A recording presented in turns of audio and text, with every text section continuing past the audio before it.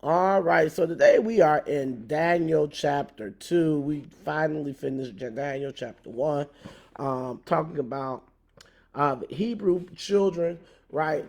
Their Hebrew names. Daniel is Daniel, Azariah, Mishael, and Hananiah. We know them as Daniel, Shadrach, Meshach, and Abednego, right? So we're in chapter 2. We finished up chapter 1. Chapter 1 gives a history of how they got to, how the children of Israel got to Babylon, and why Daniel, Hananiah, Mishael, and Azariah were at the court of King Nebuchadnezzar, because he wanted the best. He wanted the best, even in the court, so that he could use them throughout the entire kingdom of Babylon. So today we are in chapter 2. And chapter 2 is a continuation of chapter 1. When we remember at the end of chapter 1, it talked about Daniel, and it talked about Daniel. It talked about all of them, right? It said all of them were favored by God, and they had wisdom. They had wisdom beyond what the magicians in the court were able to do, or any magicians in the whole land.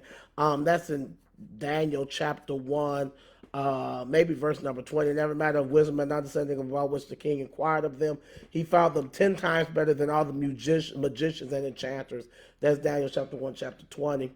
And Daniel ends up staying at the court of King Nebuchadnezzar, at the court of the king, right?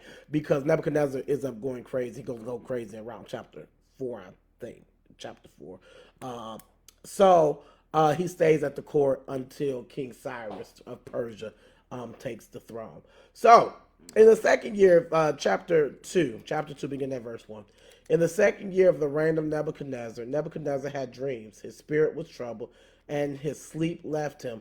Then the king commanded that the magicians, the enchanters, the sorcerers, and the Chaldeans be summoned to tell the king his dreams. So they came in and stood before the king. How you doing, Sister Evie? Stood before the king, and the king said to them, I had a dream. My spirit is troubled to know the dream. Then the Chaldean said to the king in Aramaic, O king, live forever. Tell your servant the dream, and we will show the interpretation. The king answered and said to the Chaldeans, the word from me is firm. If you do not make known to me the dream and this interpretation, you shall be torn limb from limb, and your house shall be laid in ruins. But if you show the dream and its interpretation, you shall receive from me gifts and rewards and great honors. Therefore, show me the dream and its interpretation. They answered the second time and said, Let the king tell his servants the dream, and he will show its interpretation. The king answered and said, I know with certainty that you are trying to gain time, because you see that the word from me is firm. If you do not make the dream known to me, there is but one sentence for you.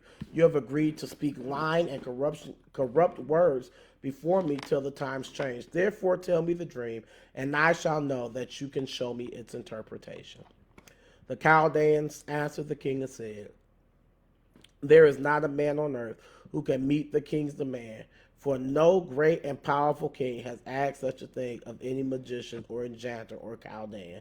The thing that the king asks is difficult, and no one can show it to the king except the gods whose dwelling is not with flesh. Because of this, the king was angry and very furious and commanded that all the wise men of Babylon be destroyed. So the decree went out, and the wise men were about to be killed, and they saw Daniel and his companions to kill them. Then Daniel replied with the prudence and discretion of to Arioch, the captain of the king's guard, who had gone out to kill the wise men of Babylon. He declared to Arioch, the king's captain, Why is the decree of the king so urgent? Then Arioch made the matter known to Daniel, and Daniel went in and requested the king to appoint him a time, and he went and showed the interpretation to the king. Alrighty, that's enough. I don't think we might not get through all of that tonight in this hour Bible study, but we're gonna try. Nebuchadnezzar again is the king. It's the king of this place that is a superpower at this time, right? When you think about Babylon, Babylon at this time is a superpower. It's a place where might is, right? It's a place where might is. Again, if you remember, they come down in the book of Isaiah. I want to say Isaiah 39. Yeah, Isaiah 39, if I'm not mistaken. If there's a caravan of them that comes down to from Babylon,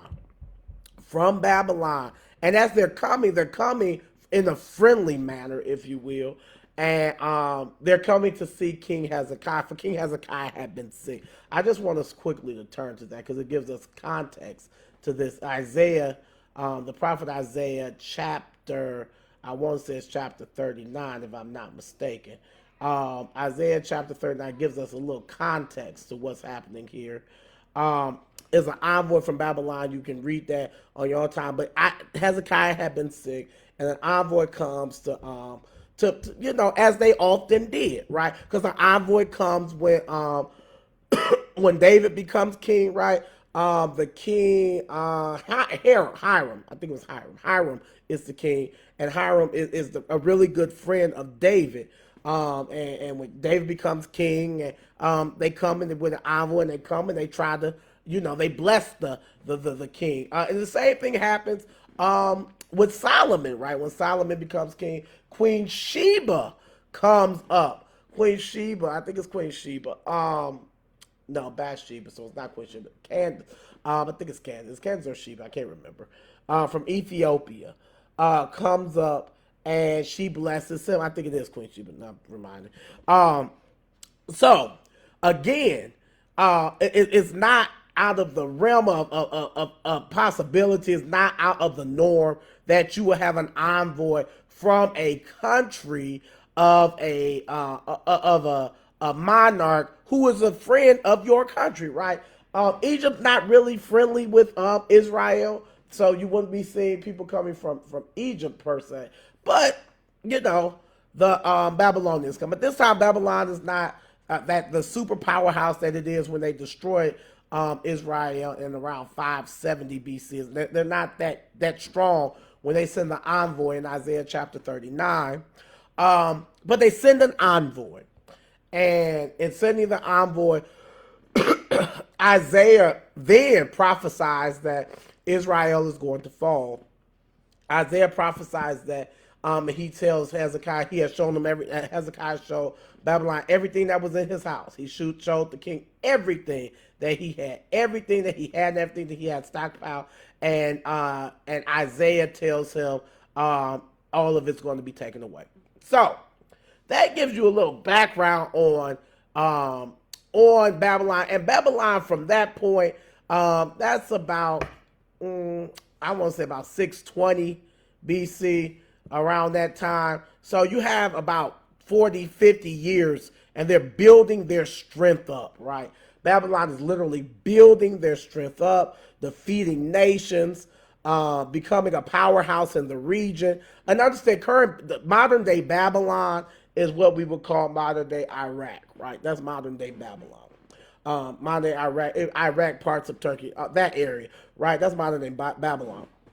So Nebuchadnezzar becomes the king, right? And it's two Nebuchadnezzar, Nebuchadnezzar 1 and Nebuchadnezzar 2, right? So Nebuchadnezzar becomes the king, and Nebuchadnezzar is the one that destroys the Solomon's temple. He's the one that destroys the temple, the one that pillaged the land, takes them into captivity. So that is the Nebuchadnezzar that we're dealing with. That's the Nebuchadnezzar in which we're dealing with. So Nebuchadnezzar is not a man who necessarily fears the Lord our God, although you're going to see how Nebuchadnezzar is going to be humbled, and will call on the name of the Lord because of the humbling that he's going to encounter, right?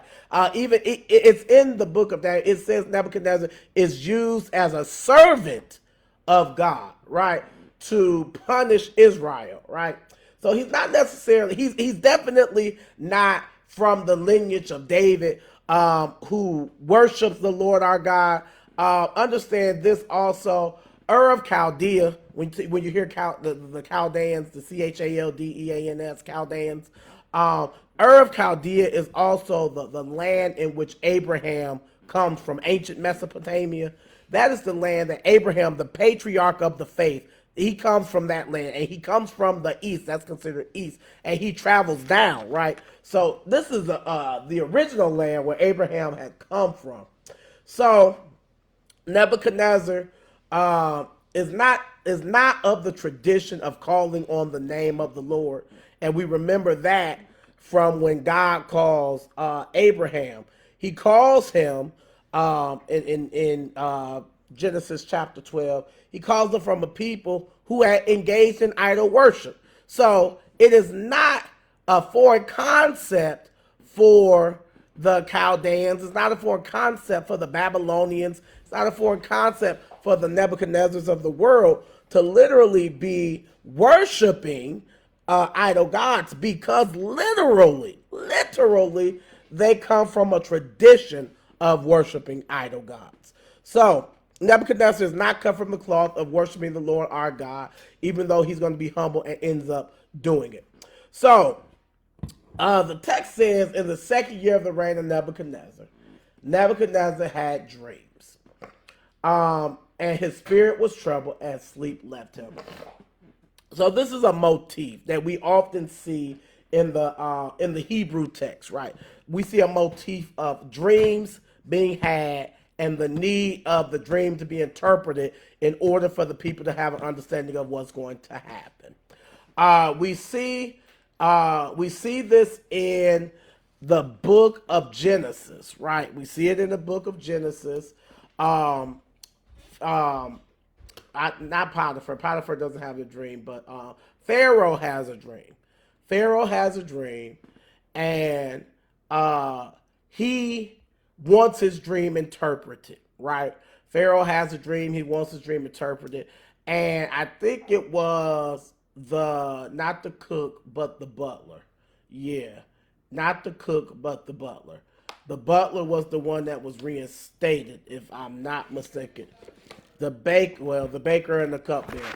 The baker is the one, because the baker was the one who the birds ate out of ate the bread. So the baker was the one that died. So the cupbearer is the one who was reinstated, right? So the only thing Joseph asked him was what? Remember me when you go back to Pharaoh, because you're gonna be reinstated. 3 days later, the baker ends up dying, and the cupbearer ends up going back to Pharaoh, and of course he forgot him. And when Pharaoh has this dream, again, this is a motif that is throughout the Hebrew Bible. When Pharaoh has a dream, and he says, "This dream is troubling me," he says, he asks for the necromancer. He asks for, again, same narrative. Asks for these people, and the dream. The cupbearer comes and says, "I remember. I know a man who can ask," because he had asked mine, and they call him Joseph, and Joseph tells them what happened. Right. So this is not a foreign motif that to the Hebrew text, to the Hebrew Bible, to the Old Testament. This is a motif that is seen throughout the sacred text, right? And it's not just people who worship idols who need dreams interpreted, right? You remember it's Saul. Saul, when the Spirit of God left him and God was not showing up by Thuram or Urim, right? Thuram or Umim, yeah, Urim, Urim. I can't say it. Sorry. What Saul does is Saul had cast all the necromancers out of Israel. He had to go find one, dresses up as a somebody else, dresses up, and he goes to seek Samuel.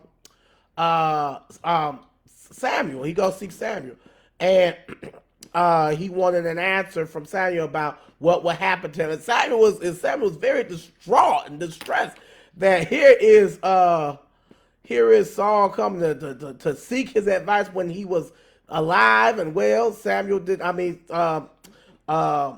wasn't thinking about Samuel, right? And he tells him indeed that he would die by that time tomorrow. So it's not a foreign concept. So again, we see the same narrative, the same motif, the same idea in the Hebrew Bible. We see a king or someone in power in need of an answer and seeking all the worldly ways of getting the answer. So that's it. Nebuchadnezzar had dreams. His spirit was troubled and sleep left him. So he had dreams. His spirit was troubled. Sleep left him. Same thing happened with Pharaoh. Same thing happened with Saul. Had dreams. Sleep left him. And he didn't know what to do. Then the king commanded the magicians, the enchanters, the sorcerers, and the Chaldeans be summoned to tell the king the dream. So they came in and stood before the king. Now, understand this. God is the one who will put the interpretation of the dream in the prophet's mouth. He will put it in the prophet's mouth either to bless you, or he can put it in the prophet's mouth either to curse you. But Nebuchadnezzar is looking for an answer in all the wrong place. He's seeking a godly answer from ungodly places, right? He's seeking an answer about what is this that's troubling me without going to the one who provides the dreams, right? So thinking about that, it would be like me. I drive a Lexus, right? I drive a Lexus and I'm having issues with my engine. I don't want to take my car to Ford, although Ford may know some stuff about my car, because all cars are the same. They might say, oh, well, we can do this. The one that I should go to is the one who is the manufacturer. Now, the manufacturer is not always the cheapest, but the manufacturers know how the car is made. So when you have problems, and this takes us to a bigger point. When one has problems, we should go to the one who is the problem solver. Nebuchadnezzar is seeking answers to his problems in people and situations and things that cannot help him. He has a problem and he needs to go to the problem solver. And the truth of the matter is, when we have problems, we have issues, when we have situations, we should not do as Nebuchadnezzar did, in the sense that he goes looking for necromancers, he goes looking for sorcerers, he goes looking for people who have earthly wisdom, right? He goes looking for them instead of going to the Lord our God, who is the problem solver, right? And let me tell you why he goes to them. And I said this earlier. He goes to them because he knows, or at least he thinks he knows, they have the answer. Because he's worshiping idol gods anyhow. So he's not looking at the Lord our God as the one, the penultimate, the ultimate one who has all the answers. He's looking at these other people as the ones who have that. Why? Because they are soothsayers and they've said something right before. You remember when Moses goes to Pharaoh. Everything that Pharaoh did, everything that Moses did as a sign from God, with the exception of very few of them, everything that Moses did, they began to turn water red.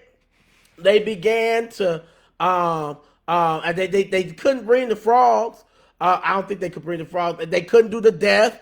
But most of the necromancers tried to redo it to show Pharaoh that he's not the only one who can call on a God. Listen, a God, not the God, a God to get an answer, right? They are like, we can call on a God and we can make these things happen too. But the thing is, when you are from the God, not a God, but you're from the God, the Lord our God, right? He will make your way straight. He will bless your hand. He will make it so that it will be proven in the land that you are from him, right? And Nebuchadnezzar goes looking for answers in a God versus looking for answers in the God. And we have to be secure and stand firm in. We are going to seek answers from the Lord our God. Our answers come from him. Our help cometh from the Lord our God. That is why, as they went to Jerusalem to worship God, and they faced all types of trials and tribulations on the road there, that they said, I will lift up mine eyes to the hills from which cometh my help. My help cometh from the Lord who made heaven and earth, for he will not suffer thy foot to be moved. Behold, he who keepeth Israel neither slumbers nor sleep, because they recognize that there are other gods around. There are other gods around who have some power, but we serve the Lord our God who has what? All power. He's sovereign. He's sovereign. It's in the history books. It's either in Samuel. I think it's in Samuel. It's in Samuel. Maybe Samuel. 1 Samuel, maybe around 1 Samuel chapter 7. They are Israel goes again to war, and I want to say it's against maybe Assyria, maybe it's the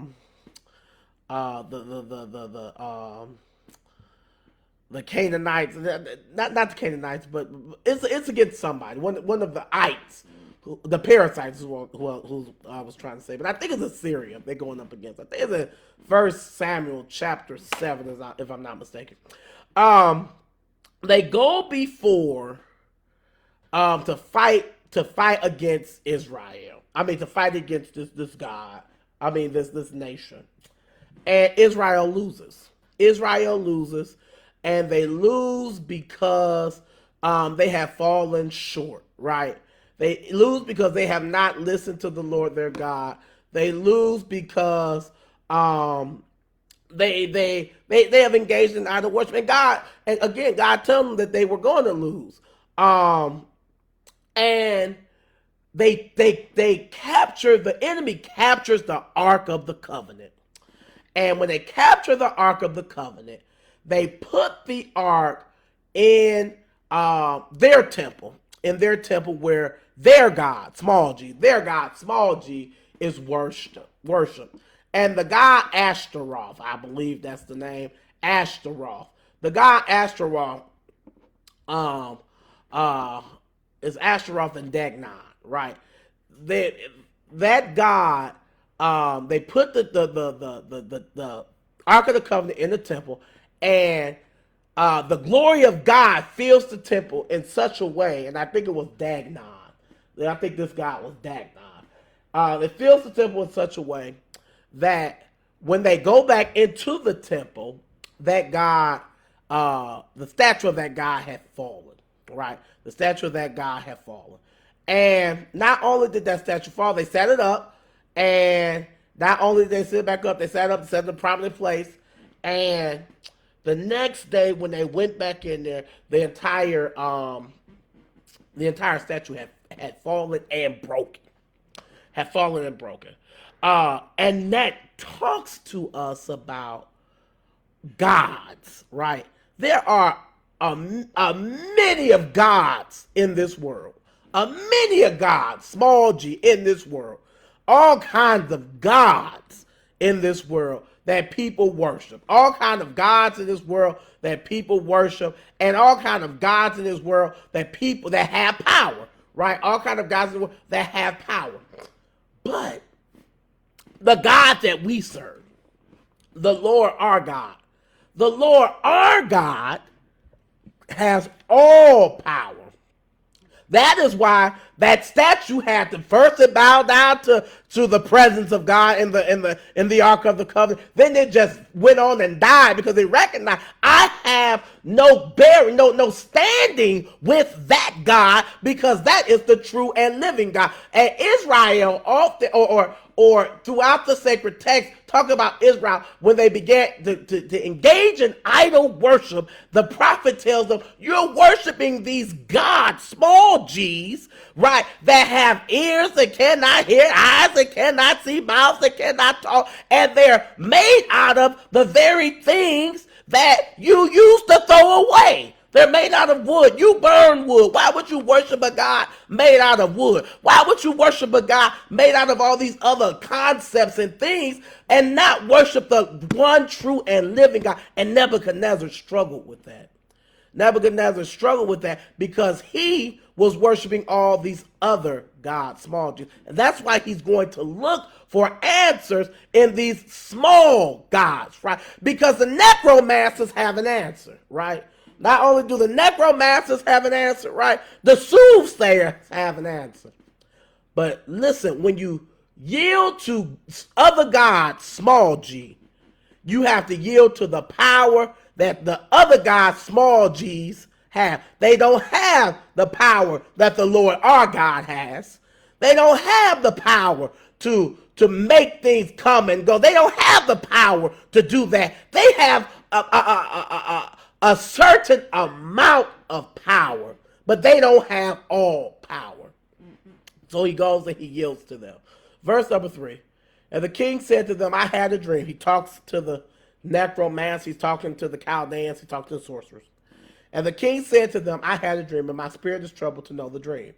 Then the Chaldeans said to the king in Aramaic, O king, live forever. Tell your servants the dream, and we will show the interpretation. So let's stop at verse number 4. Then the Chaldeans said to the king in Aramaic, they speak to him in their native tongue. They speak to him in Aramaic. They speak to him in this desert language. They speak to him. They identify with him in a way that he would understand, right? Because you need to. What they're saying and what they're not saying is that we're like you, right? We know your language. We understand your customs. We understand who you are. They're getting on his level in the sense that they're making themselves appealing and appeasing to him because they're saying we are just like you. So they speak them in the native tongue, and and this is when they say, "O King, live forever." It's like not Egypt, in England, when they say God save the king, now the king for the last 70 years was God save the queen, right? When they play God save the queen or God save the king, it's really a badge of honor. You're really honoring them when they say, "O king, live forever," right? Acknowledging their monarchy, acknowledging that they are the leader of this land. "O king, live forever." Then they said, "Tell us your dreams, and we will show you the interpretation." Right. They simply say, "Tell us, and we'll tell you." Right. They don't give an account that what he's dealing with is spiritual wickedness, right, in high places. They don't give an account to that what he's dealing with is bigger than what their God, small g, is able to handle. They don't give any account. They immediately enter into a contract. They say, "Tell us, we'll tell you." Right? They say, "Tell us, and we'll tell." This is why when you put your faith in God and all these other gods, small g, you have, like I said, you have to be willing to accept the power that them gods, small g, have. But if you put your faith in the Lord our God, big G, the Lord our God, right? When you are faced with this type of situation, just like when Joseph is faced with that situation, right? When Joseph is faced with that, he has a confidence, confide, right? It's Latin, con with fide, faith. He has a confidence that he's going to get an answer, right? He has a confidence that he trusts in the Lord his God, who is going to give an answer. This is exactly what the children of Israel, this is exactly rather what Hananiah and Mishael and Ezra is going to say in chapter 3, the very next chapter. We have confidence, confide. We have confidence in the Lord our God that he's able. And even if he does not do it, we still won't bow. Because even if he don't intercede on our behalf, what we know is that he is still able. Right? So when you are approaching it from idolatry, right, from a God of small g, you have to yield to the power of the God of the small g. That's why the text says, when David goes before Goliath, he says, I don't come before you with stones or with swords. I come before you with what? With the Lord, in the name of the Lord our God. He goes before him with a name that is able to carry its weight. He goes before him with confidence in the one whom he knows is able to not only deliver, but to protect, to not only protect, to give courage, to not only give courage, to take him not only through the fight, but to win the fight. And that's our hope today. We have to have a hope in that. This is why Jesus says, or this is why Paul says, we don't hope in that which is seen. For that which is seen is temporal. And that which is not seen is eternal in the heaven. We don't have a hope in what we can see. Our hope is in beyond what we can see. Our hope through faith is in a God who is beyond what we see, understand, or can have a concept of. That is why we have a faith in that type of God. And when you have confidence, confide, with faith, when you have that type of confidence, you can go boldly before anyone when you have him in you and you're in him. That's what he talks about. We talk about that true vine. If you be in me and I be in you, right? If me in him and him in me, I have a confidence that I can move mountains. I have a confidence that I can do anything, right? Right. And that's the confidence that Daniel's going to have in the end. So they made a commitment. He simply tells them, I'm having this dream, these dreams. I'm struggling with these dreams. And they simply say, tell us, and we will give you the answer.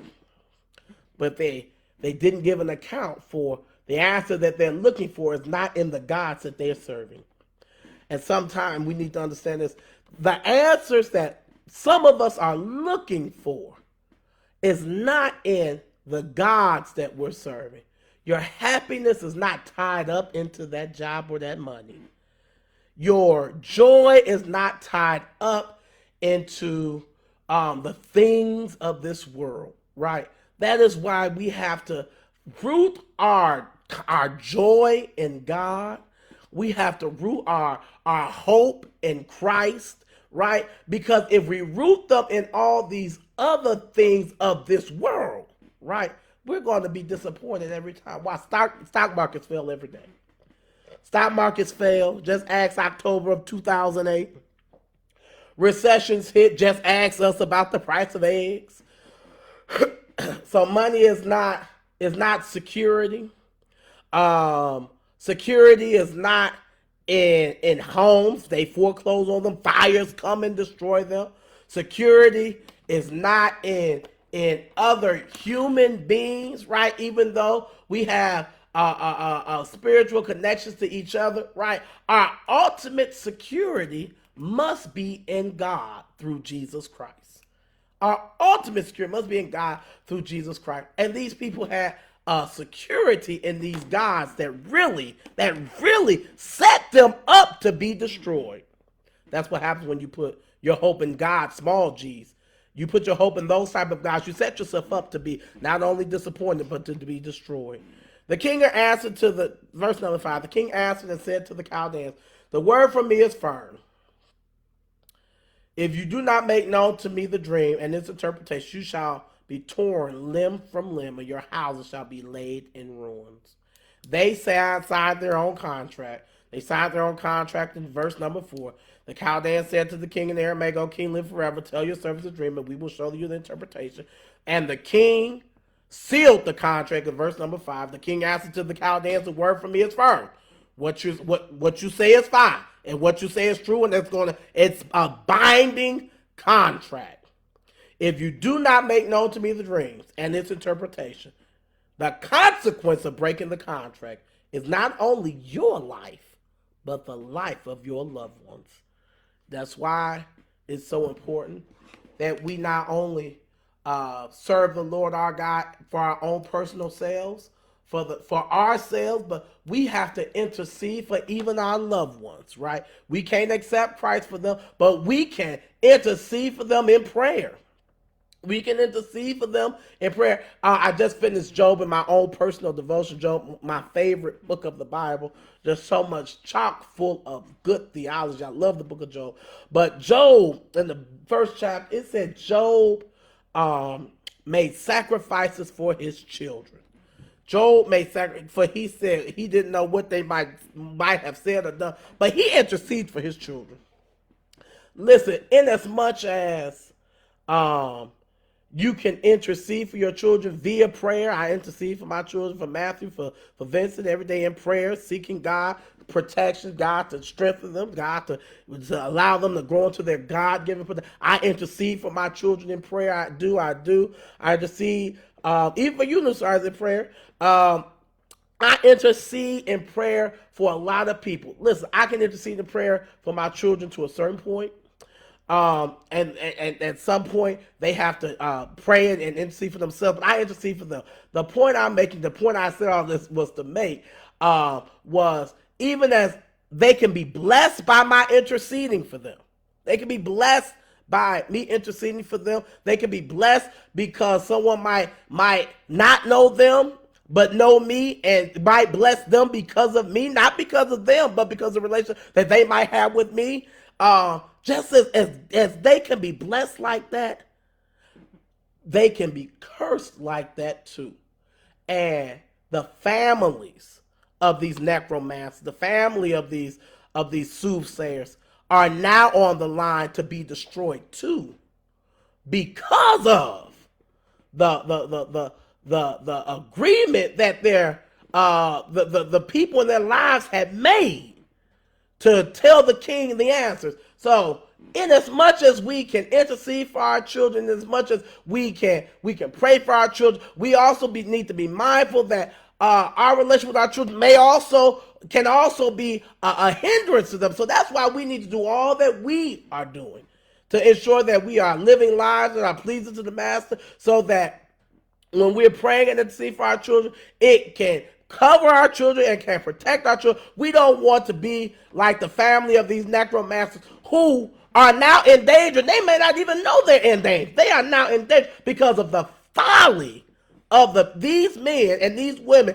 who had made the commitment that they were going to tell the king what the dream was, and they didn't even know what the dream was. So their lives are in danger. Not only their lives, but the lives of their children. The lives of those who are in their house. But if you show me the dream, listen, he told them what the consequence was if they didn't show him the dream. But if you show me the dream and its interpretation, you shall receive from me gifts and rewards and great honor. Therefore, show me the dream and its interpretation. You and your house are going to be cursed if you don't show me the dream, or you and your house can be blessed if you don't show me the dream. This goes right back to the Deuteronomy law, second law, Deuteronomy. God says, I put before you now blessings and curses. He says, you choose which one you will have. If you're going to serve me, you will have the blessings. If you're going to serve other gods, you're going to have the curses. Right? So the choice is yours. And I, just like Joshua, continue to maintain that as for me and my house, we're going to serve the Lord, because I want the manifestations of the blessings of God in my life and on my children and on my children's children. And I pray for generations who have not even come into being from the loins that in which they will come from me. I pray for them in multi-generations, because praying for them even now, even as I believe my ancestors prayed even for their children's children, which I would be heir of, right, to be blessed, their children's children. And I pray even now because I recognize that maybe there might arise from my loins. Maybe there might arise one who knew not who I was, who may not know who I am, but I pray that they will get to know the God that I knew. And I pray for them, and I pray for their salvation even now. knowing that the God that I serve is not slack concerning his promise, as some men count slackness, but is long suffering to us, not willing that any should perish. So I pray for even my children's salvation, that they will come into the full knowledge and the understanding of who Jesus Christ is as their Lord and Savior. Why? Because in the end, I can get, that's why I love that Negro spiritual. You can have all this world.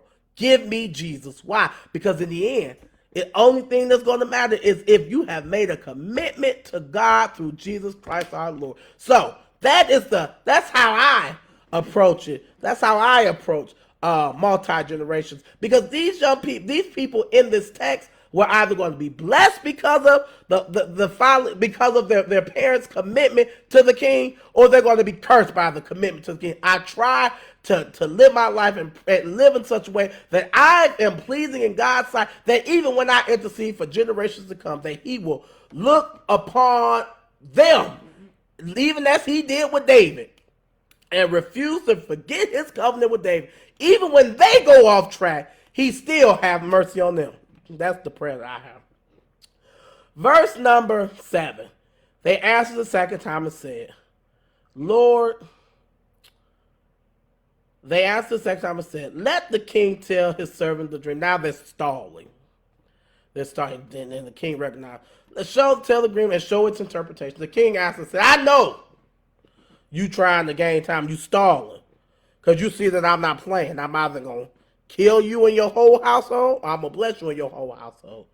If you don't make the dream known to me, there is but one sentence for you. You have agreed to speak lying and corrupt words before me till times change. You chose to do this. You all. I simply told y'all I was having it, and you all into this binding covenant. Therefore, tell me the dream. Since you agreed, tell me the dream. Therefore, tell me the dream, and I shall know that you can show me its interpretations. The Chaldeans had to recognize that they were living in such a way. There's not much we can say, for we don't know the answers. We don't have an answer to what your dream means. We don't know. We don't know. But just like in Genesis with Pharaoh and Joseph, they remembered. I was in a class with a man. 3 of them. It was 4 of them. And they were from down in Israel. And they was the top of the class. I don't know what happened to them. But if I can find them, if I can find the one that was the head of the class, for he served another God. And the God that he served exalted him and elevated him above everybody else. If I can find that man, maybe he can help me. That's what they say. That's the Cliff Note. That's the Vincent Stokes version of verses number 9 through probably verse number 11, right? The Chaldeans asked the king and said, there is not a man on earth who can meet the king's demand, for no great powerful king has asked such a thing of any magician or enchanter Chaldean. The thing that the king asks is difficult, and no one showed it to the king except the gods whose dwelling is not with flesh. They have to concede. The gods in which we have called on, the gods in which we have served, the gods which are small g's, this is above them. This is above what they're able to do. They middle management. You need the CEO.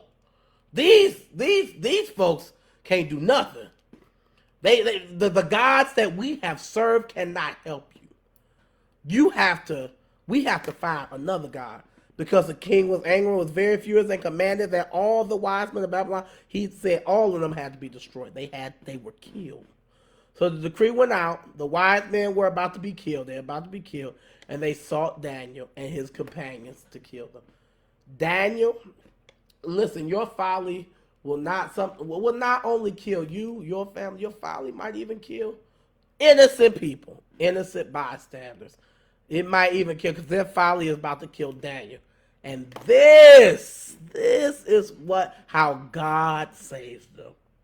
Then Daniel replied with prudence and discretion to Arioch, the captain of the king's guard, who had gone out to kill the wise men of Babylon, he declared to Arioch the king captain, why is the decree of the king so urgent? The Arioch made the matter known to Daniel, and Daniel went in and requested the king to appoint him a time that he might show the interpretation to the king. All right, we're going to end there. So, it's a cliffhanger. If you just go ahead and read chapter 5, what will happen? Daniel is about to be killed because of the folly of people who had served God's small g's. And Daniel will have to intercede. I want you to know that because you are the elect, because you are his child, because you are his chosen vessels, because you are his children. I want you to know, even as he tells them in the book of Luke, little flock, it is my desire to give you the kingdom, right? So I want you to know that because of you, many can be saved. Because of you, many can be saved, but you have to use what he has put in you, right, to share the good news of the gospel. And while Daniel's not going to share the good news of the gospel, Daniel's going to share about who his God is. That's what you're called to do as well. So until we gather together next week to finish working on chapter number 2, we're going to find out what happens. Chapter number 2 pretty long, y'all, pretty long. So we're going to find out what happens next.